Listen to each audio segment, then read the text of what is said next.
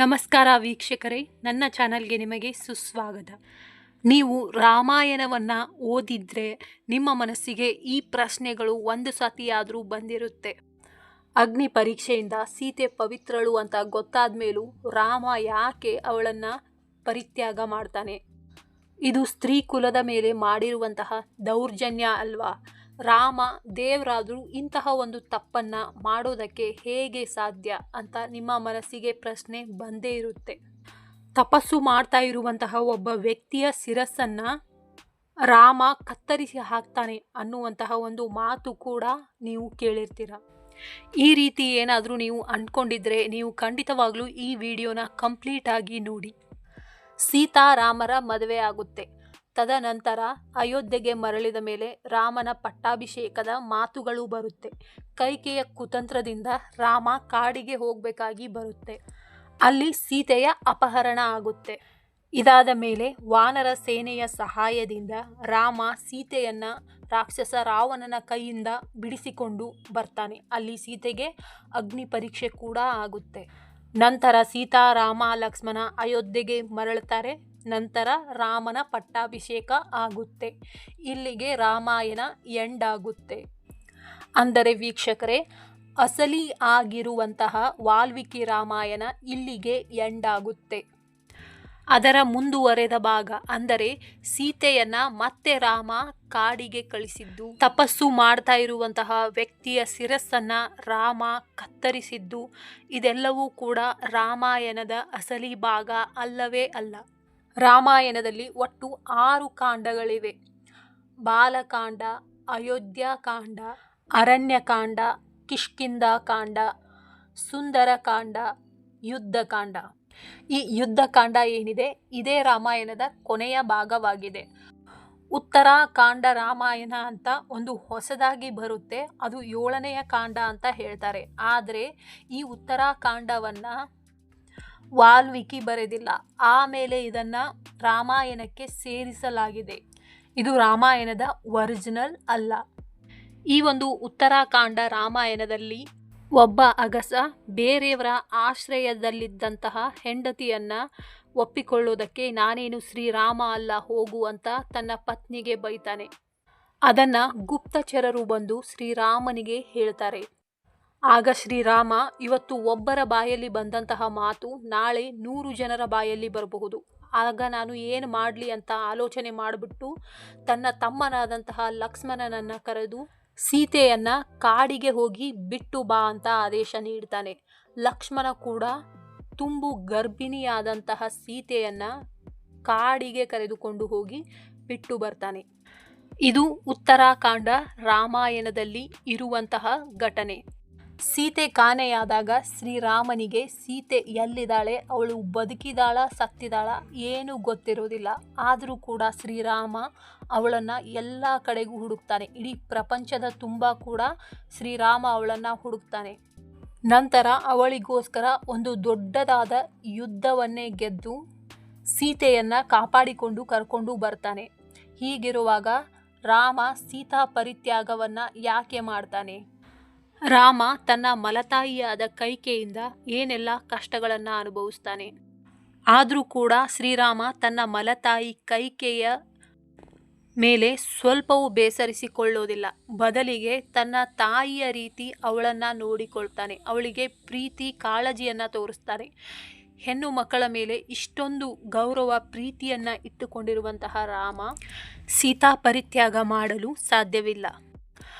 ಆರಂಭದ 6 ಕಾಂಡಗಳಲ್ಲಿ ಹೇಳಿರುವ ಶ್ರೀರಾಮನಿಗೂ ಉತ್ತರಾಕಾಂಡದಲ್ಲಿ ವಿವರಿಸಿದ ಶ್ರೀರಾಮನಿಗೂ ಗಣನೀಯವಾದ ವ್ಯತ್ಯಾಸವಿದೆ.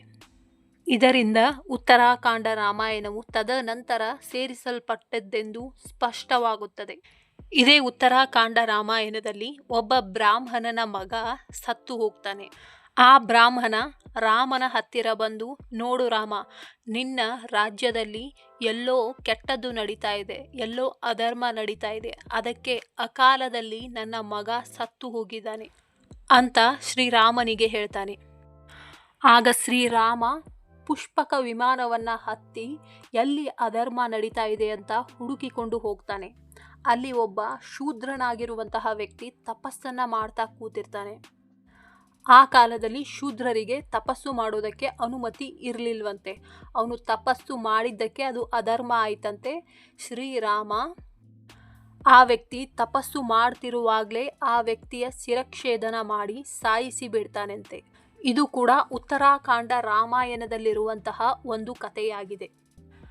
ಆದರೆ ಯುದ್ಧಕಾಂಡ ರಾಮಾಯಣದಲ್ಲಿ ರಾಮಾಯಣ ಯುದ್ಧ ನಡೆದ ಮೇಲೆ ಇದೇ ಪುಷ್ಪಕ ವಿಮಾನದಲ್ಲಿ ರಾಮ ತನ್ನ ವಾನರ ಸೇನೆಯ ಜೊತೆಗೆ ಅಯೋಧ್ಯೆಗೆ ಬರ್ತಾನೆ.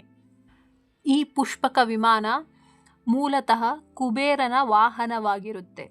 ಹೀಗಾಗಿ ಶ್ರೀರಾಮ ಅದನ್ನು ಕುಬೇರನಿಗೆ ಮರಳಿ ವಾಪಸ್ ಕೊಡ್ತಾನೆ ಅಂತ ಸ್ಪಷ್ಟವಾಗಿ ಯುದ್ಧಕಾಂಡದಲ್ಲಿ ಉಲ್ಲೇಖವಿದೆ. ಆದರೆ ಅದರ ಮುಂದುವರೆದ ಭಾಗದಲ್ಲಿ ಪುಷ್ಪಕ ವಿಮಾನ ರಾಮನ ಹತ್ತಿರವೇ ಇದೆ ಅನ್ನುವ ರೀತಿ ಕಲ್ಪಿಸಲಾಗಿದೆ. ರಾಮ ಅಧರ್ಮ ಎಲ್ಲಿ ನಡೀತಾ ಇದೆ ಅಂತ ಹುಡುಕೋದಕ್ಕೆ ಪುಷ್ಪಕ ವಿಮಾನವನ್ನು ಹತ್ತಿ ಹೋಗ್ತಾನೆ ಅಂತ ವಿವರಿಸಲಾಗಿದೆ. ಇದು ಕೂಡ ಉತ್ತರಾಖಂಡ ರಾಮಾಯಣ ವಾಲ್ಮೀಕಿ ರಾಮಾಯಣದ ಭಾಗವಲ್ಲ ಅನ್ನೋದಕ್ಕೆ ಒಂದು ಜೀವಂತ ಸಾಕ್ಷಿಯಾಗಿದೆ. ಉತ್ತರಾಖಂಡವನ್ನು ಬರೆದಿರುವಂತಹ ರೀತಿ ಮತ್ತು ಭಾಷೆಗೂ ಉಳಿದ 6 ಕಾಂಡಗಳನ್ನು ಬರೆದಿರುವಂತಹ ಭಾಷೆ ಮತ್ತು ರೀತಿಗೂ ಗಣನೀಯವಾದ ವ್ಯತ್ಯಾಸ ಕಂಡುಬರುತ್ತದೆ. ಇದು ಕೂಡ ಉತ್ತರಾಖಂಡವು ನಂತರ ಸೇರಿಸಲ್ಪಟ್ಟಿದೆ ಎನ್ನುವುದಕ್ಕೆ ಒಂದು ಸಾಕ್ಷಿಯಾಗಿದೆ.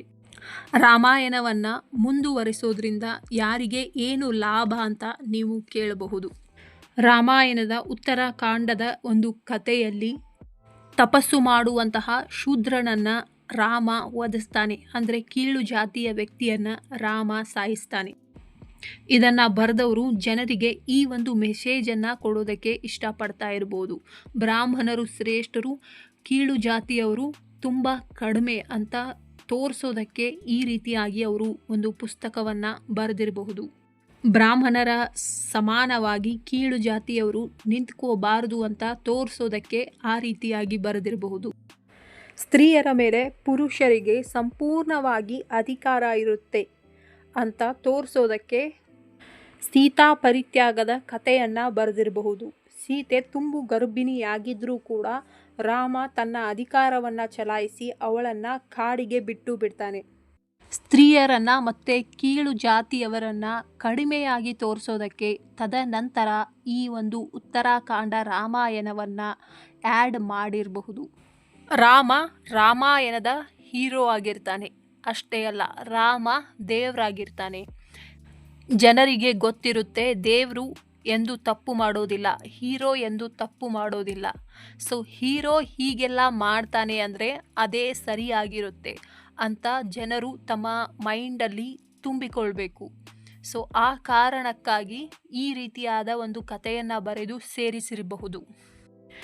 ಈ ಕಾಲದಲ್ಲೂ ಕೂಡ ದೇವರ ಹೆಸರಿನ ಮೇಲೆ ಏನೇನೆಲ್ಲ ಮಾಡೋರು ಕೂಡ ಇದ್ದಾರೆ.